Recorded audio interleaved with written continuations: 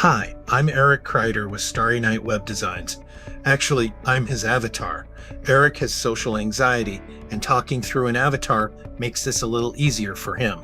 Anyway, I help small businesses with websites, SEO, local visibility, and the little details that help customers find you online.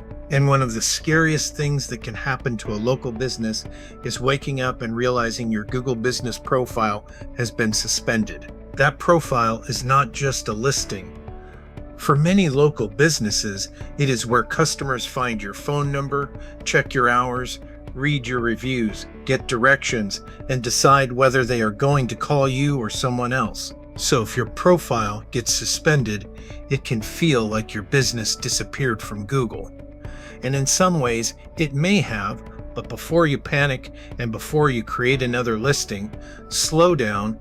There are a few things you need to check first, because appealing too quickly with the wrong information or weak evidence can make the process harder than it needs to be. I cannot guarantee what Google will decide. Nobody honestly can. But I can walk you through the things I would check before appealing, so your business looks more legitimate, consistent, and trustworthy online. So let's walk through what to check first. The first thing I would check is whether the business is actually eligible for a Google Business profile.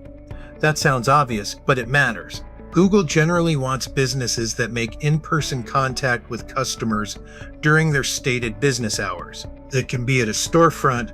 It can also be at the customer's location if you are a service area business. So if you provide a local service and go to the customer, you do not always need a storefront. That can still qualify.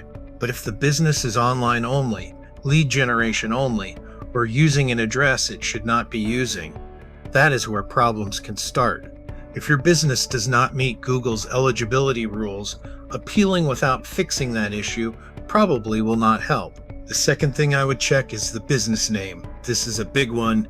Your Google Business profile name should be your real-world business name, not your business name plus every keyword you want to rank for. So if your company is called Joe's Plumbing, your profile should not say Joe's Plumbing Emergency Water Heater Repair Drain Cleaning Best Plumber Near Me. I get why people do that. They think if they stuff keywords into the name, they will rank better. And sometimes, for a little while, it may seem like it helps, but it is risky. Google wants the name customers would recognize in the real world. The name on your business license, the name on your website, the name on your invoices, the name on your signs, business cards, or other official materials. So if your business name on Google does not match your real business name, clean that up before you appeal. Do not ask, what name would help me rank? Ask, what name can I prove is my actual business name? That is the better question. The third thing I would check is the address or service area. If you have a real storefront where customers can walk in during your business hours, then showing your address may make sense. But if you are a service area business and customers do not come to your location, you may need to hide the address. And please do not use a P.O. box. Google does not allow P.O. box addresses for business profiles. If your profile is using a P.O. box, a mailbox service, or an address that does not really represent your business, that can become a problem. Do your website and documents all tell the same story? The fourth thing I would check is your phone number and website. Google wants the phone number and website on the profile to be the real authoritative phone number and website for the business. In plain English, that means the phone number should really belong to your business. The website should really belong to your business, and the information on that website should match what is on your Google profile. This is where your website matters more than a lot of business owners realize. If your website has outdated information, that does not help. The fifth thing I would check is your categories and services. Your main category should accurately describe what your business actually does. Do not choose a category just because you think it will get more clicks. If you are a plumber, be a plumber. If you are a website designer, be a website designer. The sixth thing I would check is reviews. A suspension is not always about reviews, but reviews are still part of your online trust. If you are buying reviews, trading reviews, posting fake reviews, are using shady review tactics, stop. Real reviews from real customers are the best trust signal. The seventh thing I would do is gather evidence before opening the appeal. This part is important. Google says that once you open the evidence form, you may only have 60 minutes to submit your evidence, so get everything ready first. Useful evidence can include business registration, a business license, tax certificates, utility bills, phone bills, insurance documents, or other paperwork that connects your business name to your business address or service area. But here's the key. The information on your documents should match the profile you are appealing. If your Google profile says one thing and your documents say something else, that can make the appeal harder. Can someone review it and clearly see that this business matches this profile? The eighth thing I would prepare is a simple explanation. Do not turn the appeal into a giant emotional essay. The appeal should be calm, clear, and factual. Say what the business is. Say who it serves. Say what you corrected, if you corrected anything. The ninth thing I would do is submit the appeal carefully. Make sure you are logged into the correct Google account.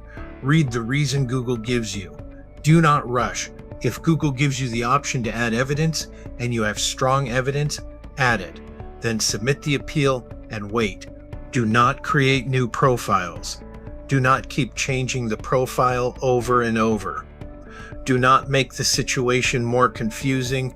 Let the process happen.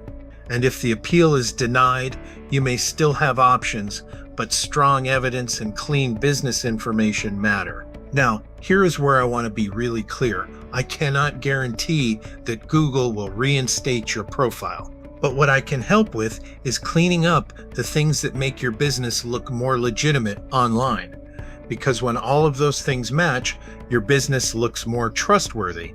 Think about it from the customer side. If someone finds your business online and sees a professional website, matching contact information, clear services, real photos, and honest reviews, that feels like a real business. And in local search, trust matters. So if your Google business profile gets suspended, remember this: do not panic. Do not create another listing. Do not keyword stuff your business name. Do not use a P.O. box. Instead, slow down. Review the profile. Check your eligibility. Fix the business name. Match your phone number and website. Gather your documents. Prepare a simple explanation.